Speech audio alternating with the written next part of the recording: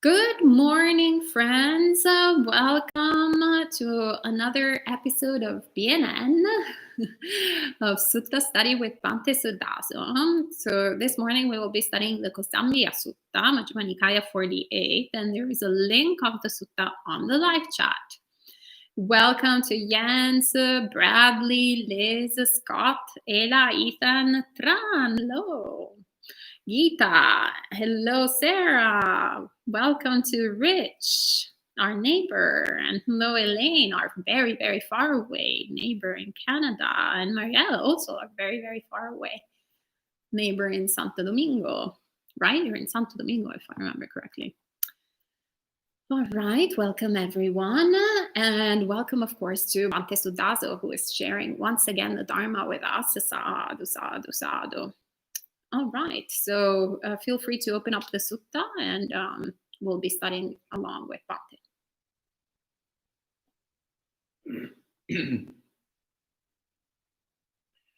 Namo tassa bhagavato arahato samma sambuddhassa. Namo tassa bhagavato arahato samma sambuddhassa. Namo tassa bhagavato arahato samma sambuddhassa. Buddhang dhammang sanghang namassam. So we'll start going through the Kosambiya Sutta today. And this sutta, it's not terribly long, but it does have two distinct separate parts to it. So the first part is on communal harmony, but the second part is on the characteristics of a stream enterer. So I'm going to try to get through all of this today. So hopefully we can cover both sections in their completeness. So I'll go ahead and start reading through this. Thus have I heard. On one occasion, the Blessed One was dwelling at Kosambi in Gosita's park. On this occasion, the monks at Kosambi were engaged in disputes, arguments, and contention. They were verbally assaulting each other.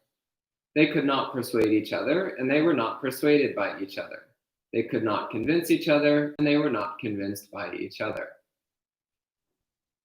Then a certain monk approached the Blessed One, venerated him, and sat to one side. When he was seated to one side, that monk said to the Blessed One, he explained what was going on. Then the Blessed One addressed a certain monk. Monk, go and summon those monks with my words. The teacher summons you. Yes, Bhante, that monk replied to the Blessed One. He approached the monks and said to them, the teacher summons you.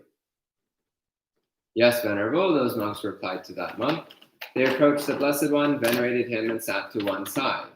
When they were seated to one side, the Blessed One said to those monks, monks, is it true that you are engaged in disputes, arguments, contention, and mutual verbal assault? Is it true that you cannot persuade each other and are not persuaded by each other, that you cannot convince each other and are not convinced by each other? And they reply, yes, Bhante. So I find this quite delicious, by the way, that whenever the Buddha would call out the monks for their misconduct, they would just admit it. They'd be like, yes, Bhante, yes, that's what we were doing. So there was no intent to conceal. There's only a couple places in the suttas where the Buddha directly asks somebody about misconduct, which he knows is going on, and a person initially won't answer. Initially tries to avoid the subject. And it said that if someone is directly asked a question 3 times by a Sammasambuddha and does not answer, then their head will explode. So people always, after the 3rd time, answer the Buddha's questions. But usually they just admit it straight up. Usually they just admit right off the bat. They're just like, yes, Bhante, yeah, that's what we were doing. So once again, the monks of Kosambi were arguing and yelling at each other and engaging in a lot of mutual nastiness. So the Buddha called them and they admitted that that was what was going on. And so the Buddha asks, monks, what do you think? When you are engaged in disputes, arguments, contentions, and mutual verbal assault, have physical actions, verbal actions, and mental actions based on loving friendliness been established in regards to your co-practitioners, both publicly and privately? And they reply, certainly not, Bhante. And the Buddha says, thus, monks, it is apparent that when you are engaged in disputes, arguments, contention, and mutual verbal assault, then physical, verbal, and mental actions based on loving friendliness have not been established in regard to your co-practitioners, both publicly and privately. Foolish men, what could you possibly know or see that leads you to engage in disputes, arguments, contention, and mutual verbal assault, such that you cannot persuade each other and are not persuaded by each other, that you cannot convince each other and are not convinced by each other? Foolish men, this will lead to your long-lasting detriment and suffering. So what the Buddha is pointing out here, well, first off, he's emphasizing that rather than arguing, rather than trying to persuade and convince each other, rather than verbally attacking each other, so the phrase translated here as verbal assault, in Pali, it literally means stabbing each other with mouth daggers, stabbing each other with daggers of the mouth. So it's this a very evocative image. So it's translated here a bit more loosely as verbally assaulting each other, but it literally means stabbing each other with daggers of the mouth. So he's saying it's much more important to have loving kindness, to have metta, to have loving friendliness for your fellow practitioners than it is to try to convince them that you're right. And he's saying, what benefit could you possibly see in all of this fighting and disputing? This will just cause long-lasting harm and suffering to you. It's not going to cause you any good. It's only causing harm. So then the Blessed One addressed the monks. So here he gives the 6 factors of communal harmony. He says, monks, these 6 things are polite, create affection and respect, and lead to inclusiveness, non-contention, harmony, and unity. What 6? Here, monks, a monk establishes physical actions based on loving friendliness in regards to his co-practitioners, both publicly and privately. This is one thing that is polite, creates affection and respect, and leads to inclusiveness, non-contention, harmony, and unity. And numbers 2 and 3 are the same for verbal actions and mental actions.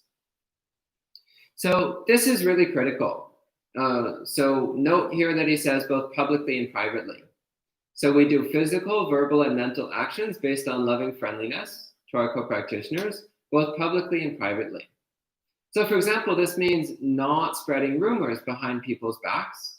It means not engaging in any kind of backbiting or gossiping.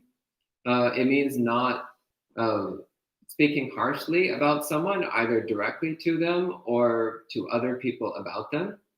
It means doing everything we can to avoid creating bad feelings about other members of the community. Doing everything we can to avoid creating negativity, negative feelings towards anybody in the community. So he starts with physical actions based on loving friendliness. So that means doing kind things for each other, doing generous things, doing compassionate things, considerate things for one another. Physical actions, so actually going to the monastery and helping people. Actually going and seeing, what can I do to help out? What can I do to be of benefit? So asking yourself this question and then acting in accordance with it. And also privately. So there's a lovely sentiment from the Mahayana, and I don't remember exactly where this comes from, but there's this statement, a true bodhisattva does their good deeds in the dark of night. In other words, we shouldn't always be trying to seek recognition for what we're doing. We should be willing to do good things for others, even if it goes unrecognized, even if nobody knows, even if nobody has any idea. Similarly, in the Bible, there's one point where some of the wealthy people were making this huge show of their donations. They were like, oh, look at me. I, the wealthy merchant, am making a donation to the temple. Everybody should praise me for donating to the temple. And Jesus was quite clear. He was like, these people are hypocrites. They're only giving a tiny fraction of their wealth, and they're just making a big show of it to puff up their ego. So it's similarly, we should be perfectly happy to do good things for our fellow practitioners without expecting recognition or support for it. So caring about your local monastics, caring about your fellow community members, seeing what can I do to help them out? How can I support them and benefit them? So doing physical things. A great example of this is our friend Bradley, who several times has come of his own free will to come and work in the garden here, moving wheelbarrow loads of dirt, digging up weeds, just contributing in a physical way to the well-being of the monastery and supporting us and what we're doing. So it's really beautiful. And people who have donated food, who have demonstrated that they care about us, that they want to make sure that we have something to eat. People who've contributed in countless ways towards supporting the well-being of the monastery and of the practitioners who live here, and who care about each other, who care also about the other lay members of the community, and take the time to reach out and check in on them and see how they're doing. So caring about each other physically, and then verbally. So speaking gently, speaking kindly, speaking considerately, both publicly and privately. So publicly means, for example, when you're talking directly to one of the monastics or one of the other community members, speaking gently, speaking kindly, speaking considerately. So establishing a mind of loving kindness and always asking, what can I say that is beneficial? What can I say that is loving? What can I say that is supportive? But then also when the person is not present. This is really important because I've met all too many people over the years who, when you're face to face with them, they're all smiles and hugs and friendliness. But then later on, you hear that all along they've been saying nasty things about you behind your back. So they might be pretending to be all filled with metta when they're right in front of you, but the moment they're in private, all that metta evaporates. And it's just, oh, Bhante did this, Bhante did that, oh, disgusting, yeah, he's awful. Well, what's going on there? That's just accumulating a bunch of bad karma, and that's really sad. It's important to keep in mind that, again, the Buddha, he emphasizes, he's like, this kind of behavior leads to your long-lasting detriment and suffering. This harms you. If you're spreading nasty rumors about people behind their backs, that harms you. It might also harm the person you're saying nasty things about, but first and foremost, it harms you, the person who's saying these nasty things. So establishing verbal actions based on metta, both publicly and privately.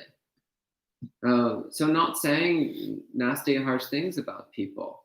Always first and foremost establishing metta. Always first and foremost thinking, what can I do that will bring happiness, welfare, benefit to the people involved? And again, the Buddha is emphasizing that what we're trying to do here is to create affection and respect. So also making sure that we're speaking in a way which is respectful and which encourages respect. That encourages respect for mutual community members, not encourages disrespect or disregard, but that encourages people to care about each other, to respect each other.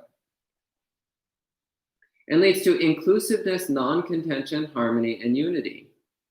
So once again, we're seeking to care about each other and to create an atmosphere where everybody feels cared about. And one thing that I've often noticed in monasteries is this tendency to be like, well, the monastics should care about us, but we don't need to care about the monastics. The monastics need to be inclusive of us, but we don't need to try to be inclusive of the monastics.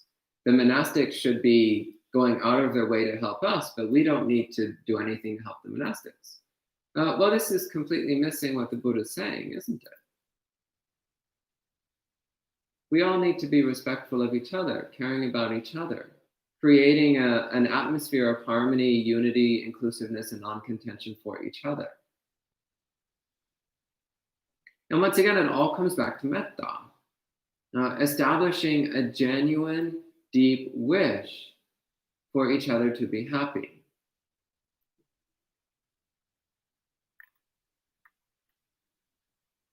And then the third one, so mental actions based on loving kindness, both publicly and privately. So that means that at all times we should have a mind of loving kindness towards our fellow practitioners. At all times we should be thinking, may they be happy, may they be healthy, may they be safe, may no harm come to them, may they have no difficulties, may they have no obstacles. So both publicly and privately. So that means both when you're in the presence of other community members and also when you're not in their presence.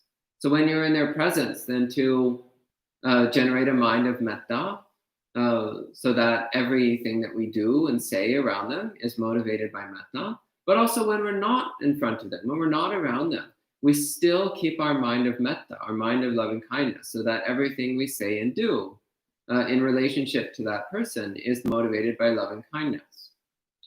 So again, what is metta? Metta is genuinely wishing for the well-being of others, genuinely wishing, may they be happy, healthy, and safe.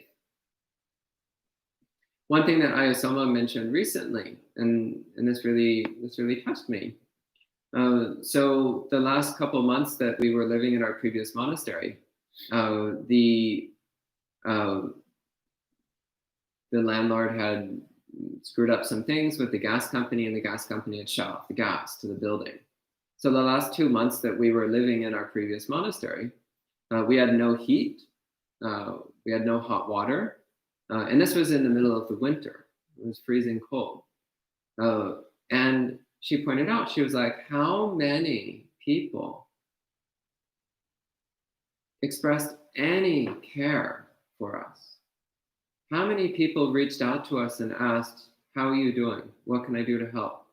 How many people came to the monastery bringing supplies or assistance or offers of help? Extremely few. Hardly anyone, actually. Hardly anyone. Jeannie Rogers, actually. So Jeannie, who's a local who lived just a few blocks away, she was actually extremely supportive. She would let us come to her house to take hot showers. She cooked food for us. She was very supportive, but she was one of the few. What's going on there? What's the problem? So again, the Buddha is really encouraging creating an attitude of mutual caring in the community, mutual caring among community members. And of course, he's talking specifically to monastic communities here, but that also includes any lay people who want to be involved with the monastic community.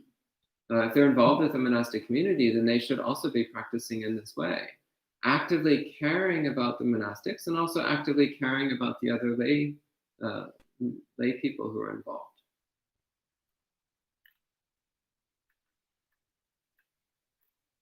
Then the Buddha gives 3 other aspects. He says, monks, this is another one. A monk unreservedly shares with his virtuous co-practitioners any possessions he has acquired properly, even the contents of his alms bowl. This is another thing that is polite, creates affection and respect, and leads to inclusiveness, non-contention, harmony, and unity. So of course, this is something that we do here at the monastery among the monastics here. So an example of this, and this is actually great because right now Ayasoma is wearing one of these sleeveless vests because recently somebody had sent me 2 sleeveless vests that were handmade in Taiwan, very kind gift. So I gave one to Ayasoma. So it's really lovely. I can look at her and be like, yes, that is something which I shared with her. And I can think of countless times when she has shared things with me. Again, even as the Buddha says, even down to the content of her alms bowl, to where she had a peach in her bowl and she was like, here, Bhante, you should have this. I want you to have this. So it's that attitude of mutual caring And again, this is also something that comes up with the relationship with the lay community. So here at the monastery, we do everything that we can to share what we have with others. And the main thing that we have to share is the Dhamma. We share the Dhamma, which we've learned and we've practiced as best we can. And we also share the space here. Again, except in the past few weeks with the pandemic being going on, normally we share about half the time we share the space with groups of lay people so they can come and meditate with us, practice with us, discuss the Dhamma with us. So we share the resources that we have, which is mostly the Dhamma and the physical space of the monastery. And of course, while people are here, we also share with them food, companionship, the lodging that we have. And then people then also share with the monastics. They share with the monastics the food that they have. They share with monastics the supplies that they have. They share with the monastics the resources that they have. So it's this attitude of mutual caring, of mutual sharing, of really genuinely caring about each other, even to the point of taking the food out of your own bowl and giving it to the person next to you. A really beautiful, beautiful example that the Buddha gives here. Then the Buddha says, monks, this is another one. When living with one's co-practitioners, a monk engages both publicly and privately in virtuous behaviors, which are unbroken, undamaged, unstained, unblemished, liberating, praised by the wise, free of grasping, and conducive to concentration. In other words, maintaining a strong commitment to virtue, a strong commitment to morality. So the absolute basic of this is the 5 precepts. So not killing, not stealing, not engaging in sexual misconduct, not telling lies, and not using intoxicants. That's the basic minimum, which any Buddhist should be sincerely committed to following, the basic 5 precepts. But it also includes the Noble Eightfold Path. So in the Noble Eightfold Path, the Buddha goes into a lot more detail on right speech, for example. So in right speech, he also talks about not engaging in harsh speech, not engaging in divisive speech. So that includes things like malicious gossip, talking trash about someone behind their backs. That also fits under the category of wrong speech, things which is not virtuous, not to be done. Engaging in useless prattle, so just talking endlessly about pointless, silly things just to waste time. So also not something that's worth doing. Right livelihood, so living a livelihood which is wholesome, which is harmless, which brings benefit to others. So virtuous conduct, again, the Buddha actually sums it all up in a very simple statement. He says, don't do anything that harms either yourself or others, and try to do as much as you can that benefits both yourself and others. So that's the simple basic principle behind virtuous behavior in Buddhism. And that runs through all of it.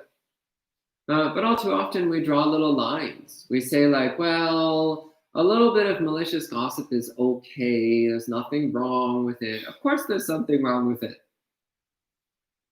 And of course that's going to cause problems in the community. The Buddha is actually quite clear in many suttas. If you believe that one of your co-practitioners has done something wrong, then you should go directly to that person and speak with them about it directly and clearly. Not spreading harmful rumors, not gossiping, not backbiting, but go directly to the person and just directly say to them, Venerable Sir, it looks like this is happening. What's going on? Go directly to them. And if they also are established in Dhamma, then they will receive what you're saying and they will say, oh, thank you for bringing that up. Let's talk about it. But not backbiting, not spreading rumors, not gossiping. All of that is harmful and destructive. It's not to be done.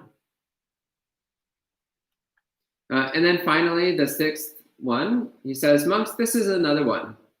When living with his co-practitioners, a monk maintains both publicly and privately a perspective which is noble, salvific, and correctly leads the maintainer of that perspective to the elimination of suffering. In other words, right view. He's saying that one should always maintain right view. So what is right view? Well, Ayasoma spoke at some length about it recently. So I'll just touch a little bit on some critical points of right view. First off, karma, belief in karma. Belief that if we do anything harmful, it will come back to bite us. And if we do anything beneficial, then it will come back to support us. Second, the recognition that everything is impermanent. Everything is dukkha. Everything is unsatisfying. Everything is impersonal. So we don't need to take things personally. We don't need to get wrapped up in pursuing pleasure in the outside world because there's none to be found. We don't need to get obsessed with things that seem permanent, persistent because they're not. And right view also is recognizing that ultimately it's the development of sila, samadhi, and panya, so virtue, concentration, and wisdom, that is most important. It's cultivating the Noble Eightfold Path that's most important. And so always coming back to that, always really closely examining every step of the Noble Eightfold Path and asking, how am I doing on this? How's my right view? How's my right attitude? How's my right speech? I've met countless people who they were doing pretty well on the other 7 factors, but their right speech was seriously lacking. And as a result, it poisoned everything else that they did. So we really need to closely look at this. The Buddha, one of the ways the Buddha defines right view very directly is he says right view is knowing the Four Noble Truths. And of course, then people say, oh, of course I know the Four Noble Truths. And it's like, well, if you know them, then you would be living them. Which means none of these problems would be happening. So the Buddha says, monks, these are 6 things that are polite, create affection and respect, and lead to inclusiveness, non-contention, harmony, and unity. Monks, of these 6 polite things, this is the best one, the all-inclusive one, the unifying one, the perspective which is noble, salvific, and correctly leads its maintainer to the elimination of suffering. In other words, he says right view is the most important because right view is what the other 5 principles arise from. If one has right view, then naturally, one will always do things based on metta. Naturally, one will always speak based on metta. Naturally, one will always think based on metta. Naturally, one will share whatever one has with one's fellow practitioners without any stinginess or withholding. Naturally, one will uphold virtue without hesitation, without limitation. So that's the section on the 6 principles of communal harmony. So now I'll go through the 7 factors of stream entry. This is very important, by the way, because usually the Buddha only gives 3 aspects of stream entry, which is that one has let go of belief that one is the 5 aggregates, belief that one is body and mind, belief that body and mind is me.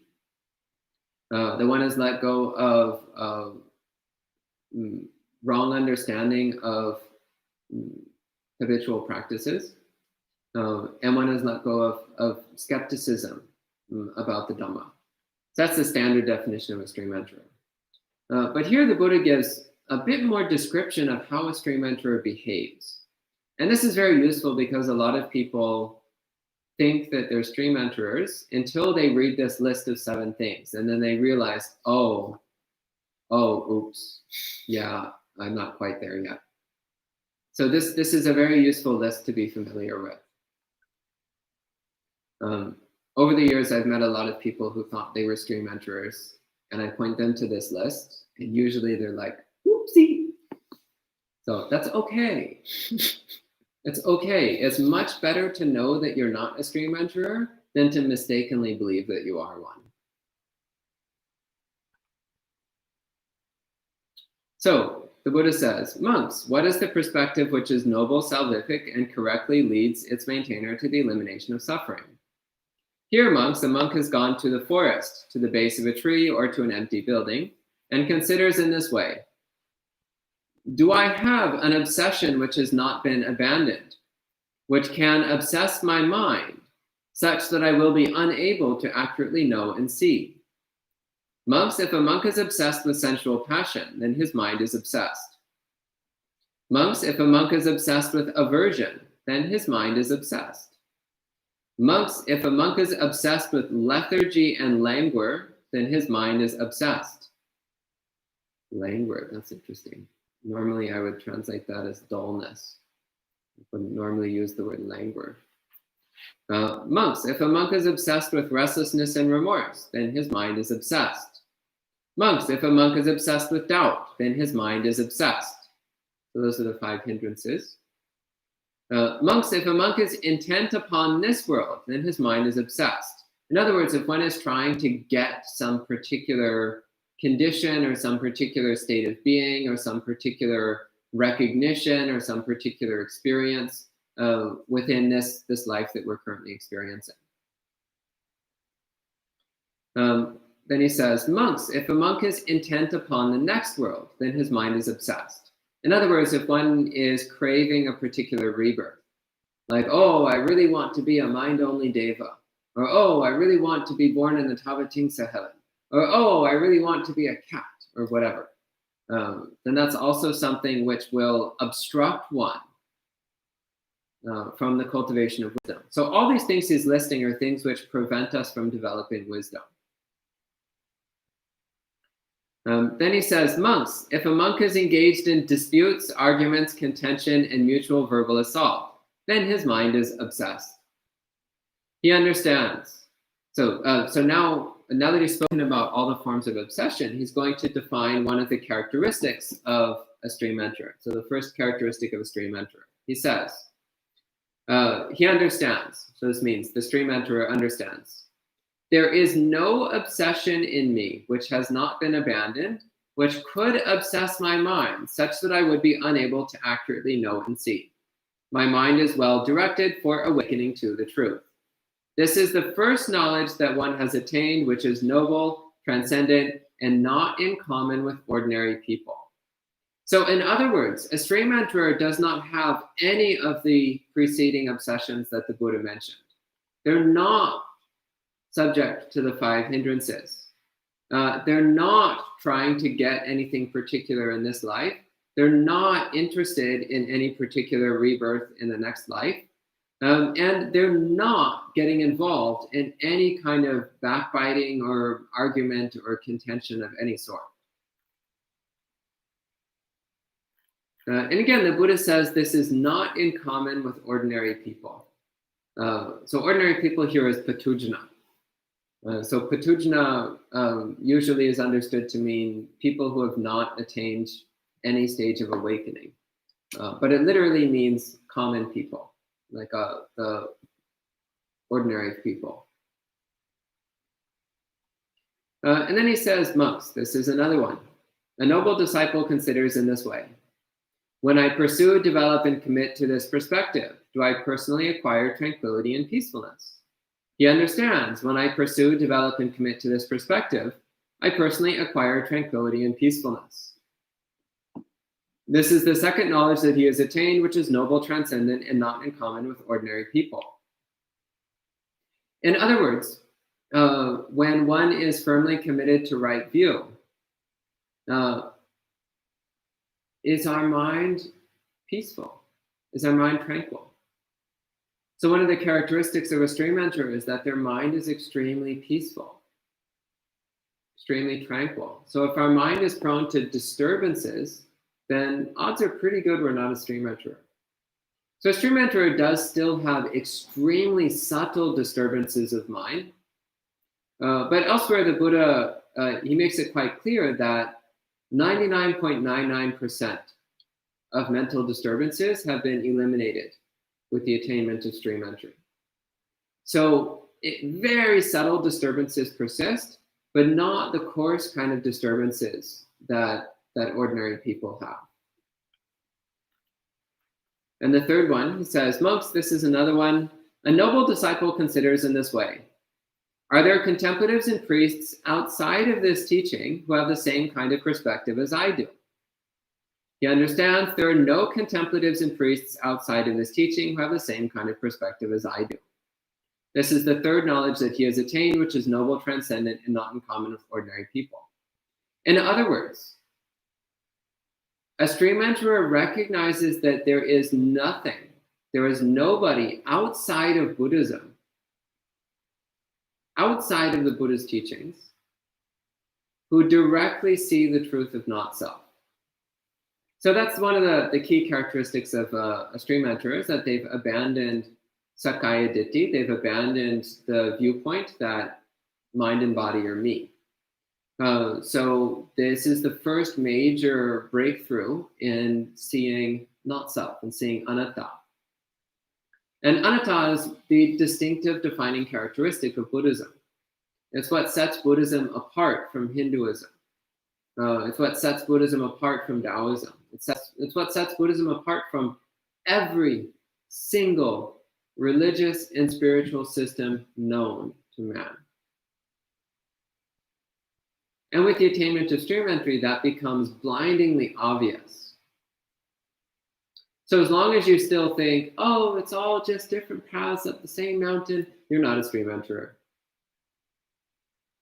But when you clearly, directly know that the Buddha's teachings are the sole and only unerring path to full enlightenment, and you know that through direct realization for yourself, then there's a good chance you're a stream enterer. Assuming you also have the other 6 qualities, of course. Then the Buddha says, monks, this is another one. A noble person considers in this way. Do I have the disposition of a person who has attained right perspective?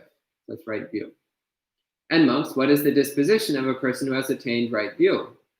Monks, this is the disposition of a person who has attained right view.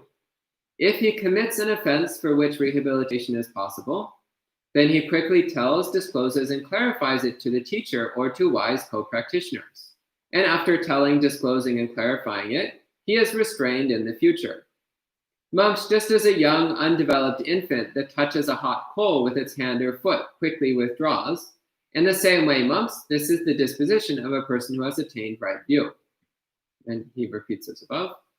He understands I have the disposition of a person who has attained right view. This is the 4th knowledge that he has attained, which is noble, transcendent, and not in common with ordinary people. In other words, a stream enterer, they might still occasionally do something minor. They might occasionally commit some minor infraction, particularly some minor infraction of the monastic rules, but also they might occasionally do something slightly unwholesome. But they will immediately pull back from it. There's the immediate recognition of like, oh, wow, that is unwholesome. That was bad. I will never do that again. And I'm going to go and talk to a respected, wise fellow practitioner and let them know this happened. I made a mistake. I need to know what I can do to train myself so this never happens again. So a stream enterer does not withhold or conceal whatever minor faults they might have left. Instead, they openly reveal whatever minor faults they have left to wise co-practitioners. And they have a deep, sincere commitment to restraining themselves from making those mistakes ever again.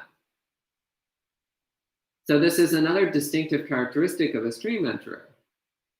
They're not interested in trying to conceal their faults. They're interested in trying to conquer their faults. And they will openly reveal their faults to their fellow practitioners in the hopes that their fellow practitioners will help them overcome their faults.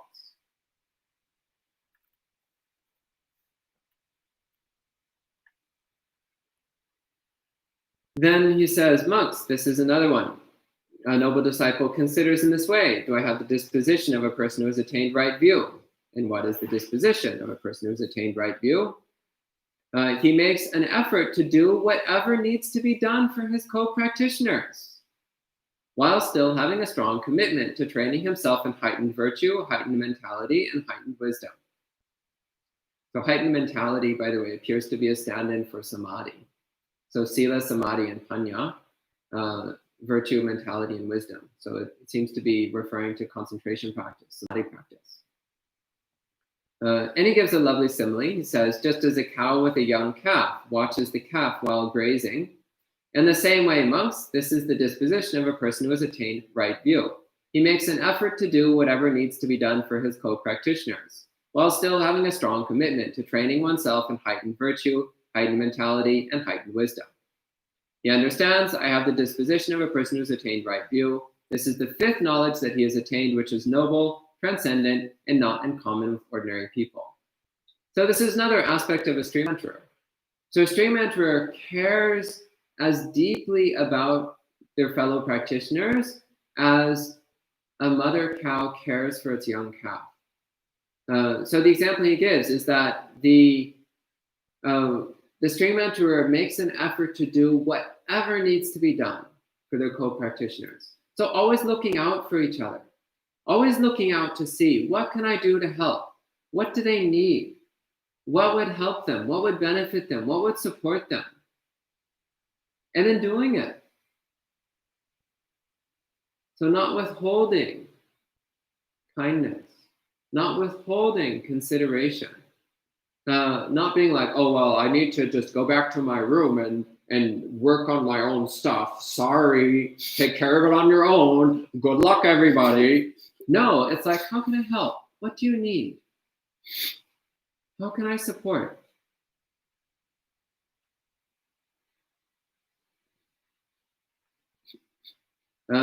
But at the same time, they still have a strong commitment to sila, samadhi, and panya. So they will not sacrifice their sila in order to help their co-practitioners.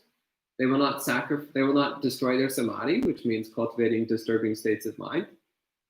And they will not violate wisdom. But once again, they do whatever needs to be done while maintaining sila, samadhi, and panya. So there's no conflict between those two things in the mind of a stream enterer. Again, I've heard a number of people say like, oh, I can't get involved in helping out at the monastery because I need to stay home and work on myself. It's like, what do you think helping out at the monastery is? It's working on yourself. Why would you think that these are two different things?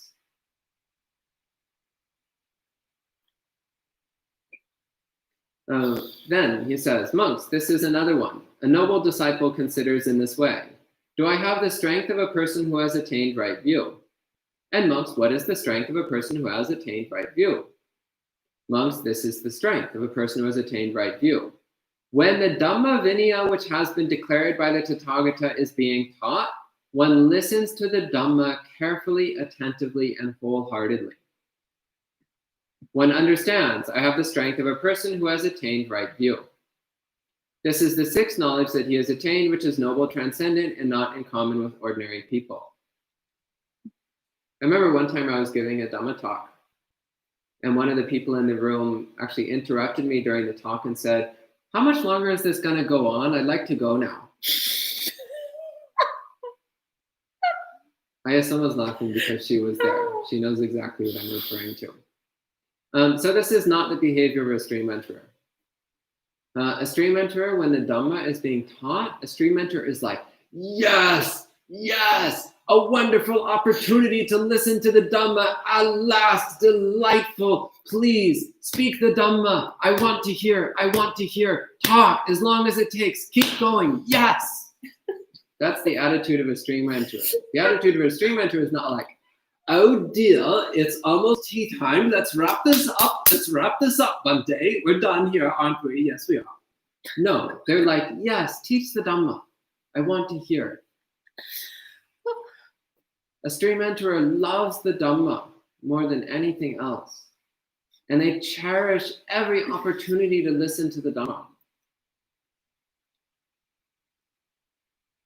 So that's another aspect of a stream enterer. They love listening to the Dhamma more than anything else in the world.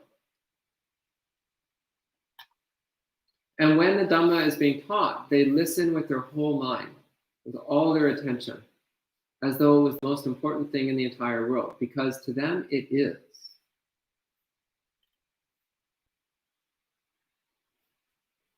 Then it says, monks, this is another one. A noble disciple considers in this way. Do I have the strength of a person who has attained right view? And monks, this is the strength of a person who has attained right view. When the Dhamma Vinaya, which has been declared by the Tathagata, is being taught, he acquires an understanding of its meaning, he acquires an understanding of the Dhamma, and he acquires joy connected with the Dhamma. So he understands, I have the strength of a person who has attained right view. This is the seventh knowledge that he has attained, which is noble, transcendent, and not uncommon for ordinary people. In other words, a stream enterer easily understands the Dhamma. And when they hear the Dhamma, they feel joy. So it says one acquires joy connected with the Dhamma. So it's the joy of hearing the Dhamma, the joy of listening to the Dhamma, the joy of listening to the Dhamma, the joy of knowing the Dhamma, the joy of realizing that you know that which is more precious than anything else. So this is another aspect of a stream enterer. So you hear a talk on Paticca Samuppada and you're just like, yeah, I get it and I love it. You hear a talk on the Eightfold Path, you're like, yes, I get it and I love it. You hear a talk on the three characteristics, I get it, I love it. You hear a talk on emptiness, I get it, I love it. This is the mind of a stream enterer.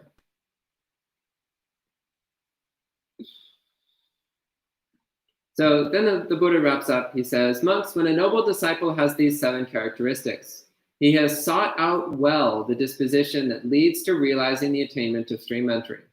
Monks, when a noble disciple has these 7 characteristics, he has attained stream entry. In other words, if somebody has these 7 qualities, then they are definitely a stream enterer. This is what the Blessed One said. Satisfied, those monks delighted in the Blessed One's speech. So that's it for the sutta. I know I say this all the time, but this is one of my favorite suttas. I know I say that about practically every sutta that I talk about. At this time, if you have any questions or comments, please go ahead and type them in and I'll address them as best I can. Sadhu, sadhu, sadhu. Lots of Dhamma Sukha. Thank you, Bhante, for the 7 factors of stream entry. So there are some questions and comments already. A lot of amusement for the liveliness of,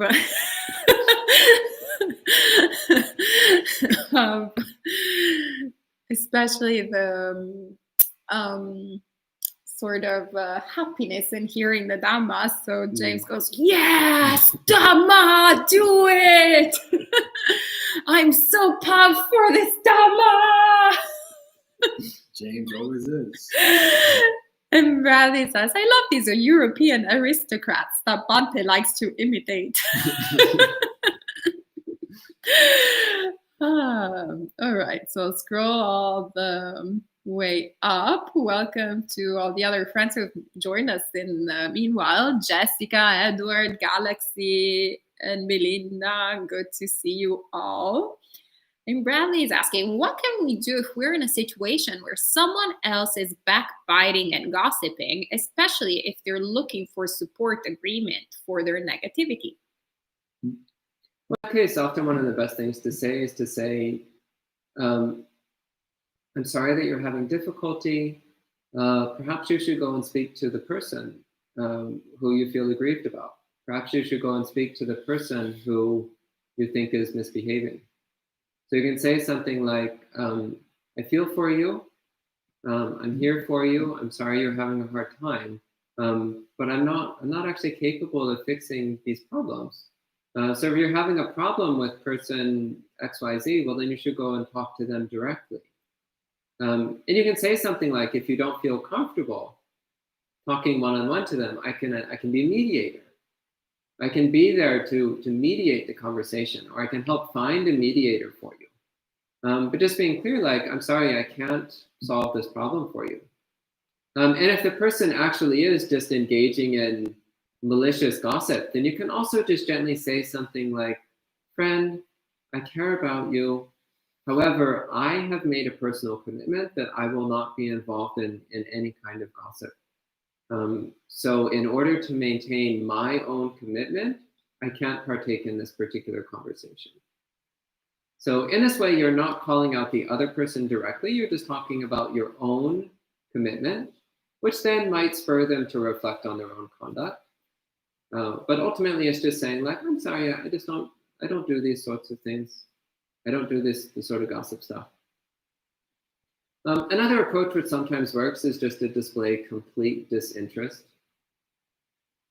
So the person is like, yeah, well, so-and-so did blah, blah, blah. And you're just like,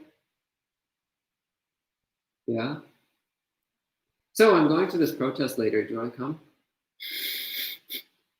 Just like display disinterest and just don't get involved. That also sometimes works, though it depends on the person.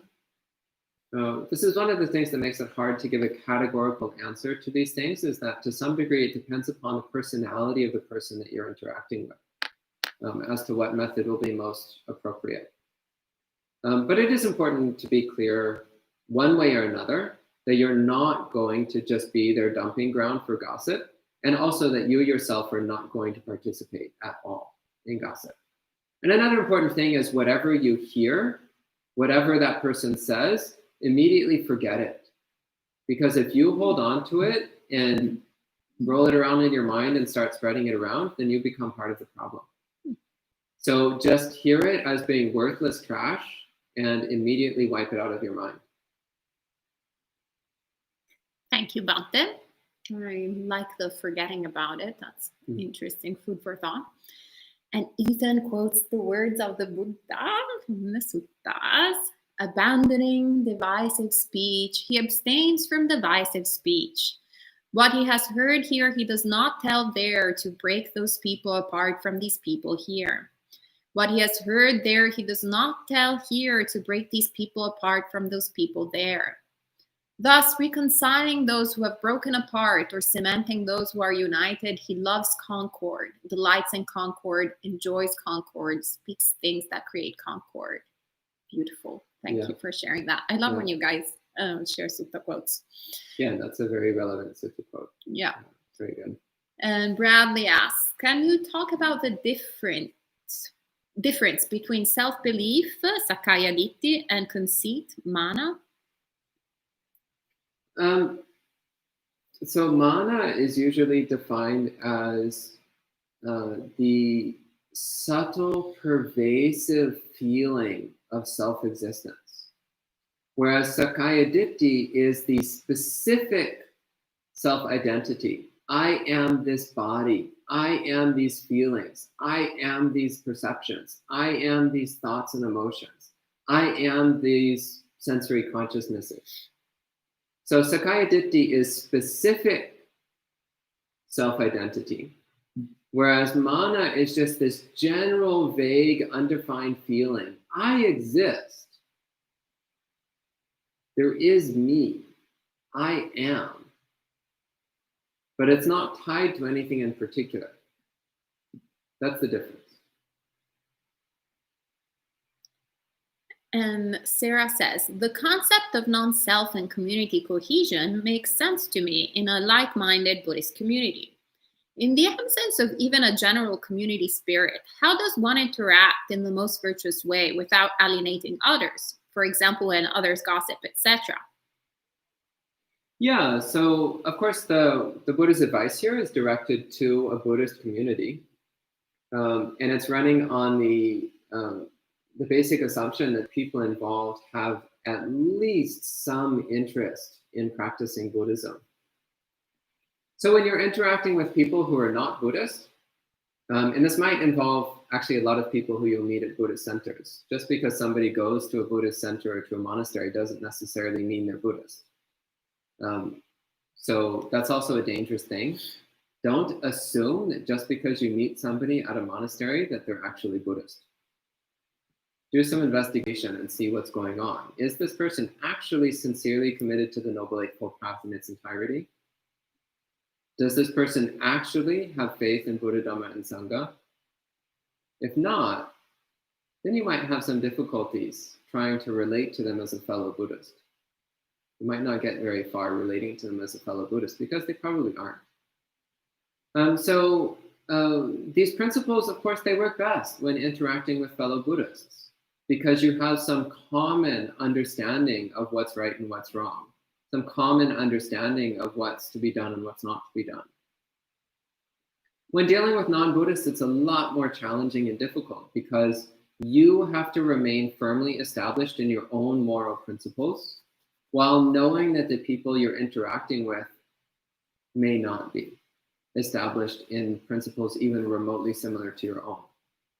So then you just need to be clear and firm. It's like, I'm sorry, friend, but I am not going to engage in that kind of speech because it violates my religious principles, violates my moral principles. I can't engage in that.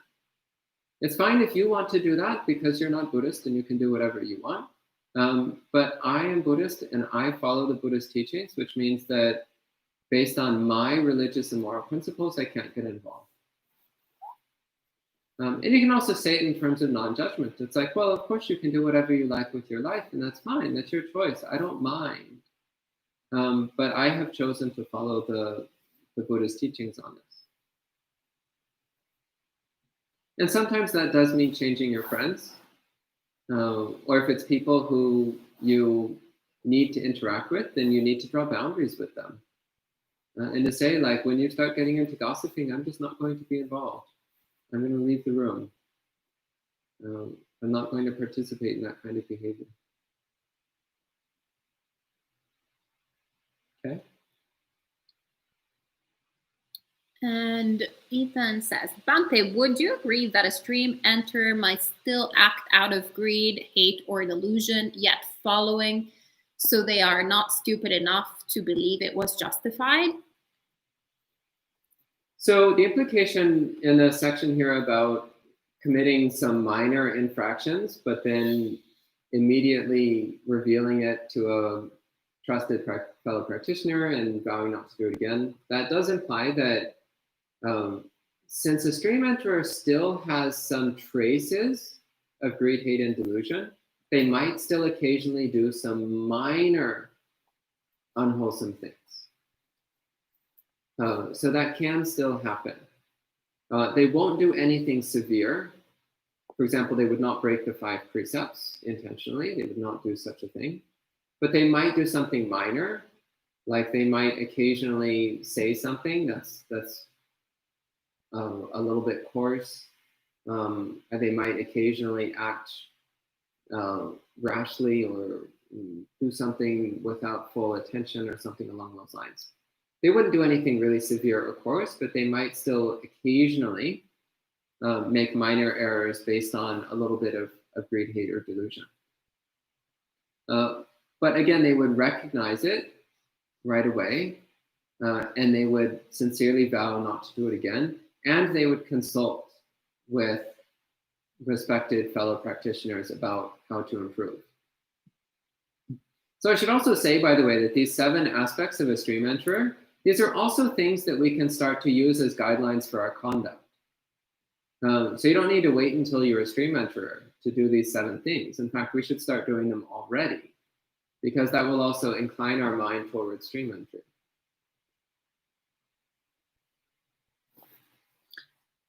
And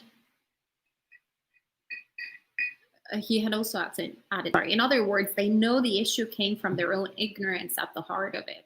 Yeah. I think you addressed that. Yeah.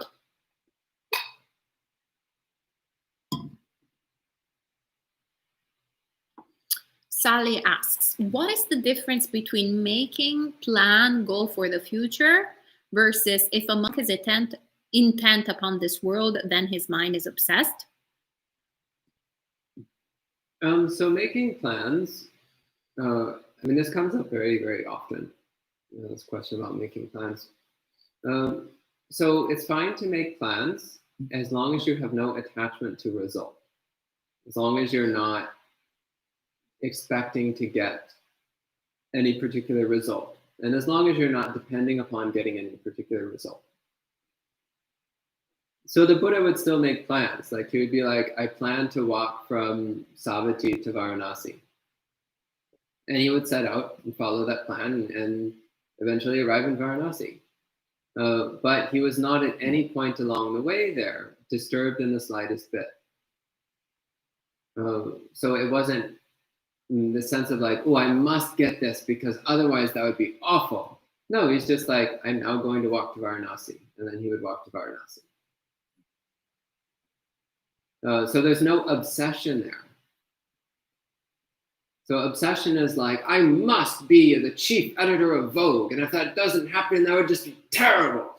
And then you devote yourself to this obsessive trying to climb the rungs of the corporate ladder to get higher and higher in the ranks and fighting and clawing your way to get more and more respect and recognition. And well, what is that? That's just a bunch of desire and greed and self-centeredness. It's not achieving anything of value. But making plans like, I plan to read all of the suttas. Well, that's a great plan. You should do that. But you do so in this calm manner of like, this is what I'm going to try to do. But if it doesn't happen, oh well. Big deal. And Sally's also asking, does that mean we should not plan our practice goal too much? Should only think about when we're planning the future? Other times we should just be present, observe it?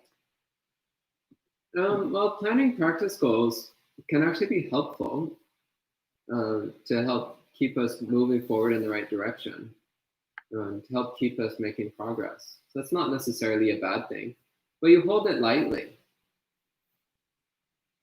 The important thing is that we keep progressing towards awakening. That's the most important thing.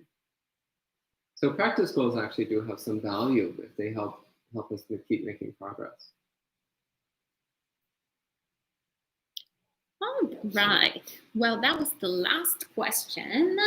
And I think that's all for this morning. So we will be meeting again this evening for a talk on the second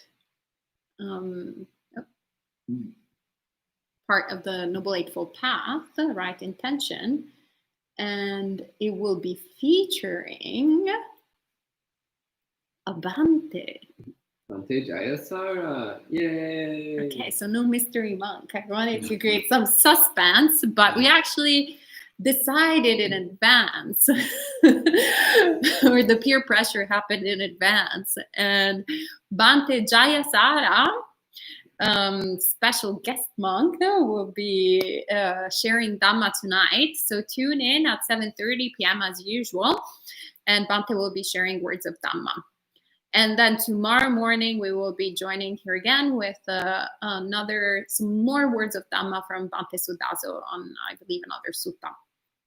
All right. Well, have a great rest of the morning. Oh, Sally says, in future, if BI needs anything out, please let me know. Oh, bless your heart. You're so kind. Sadhu, sadhu, sadhu. May all beings attain awakening.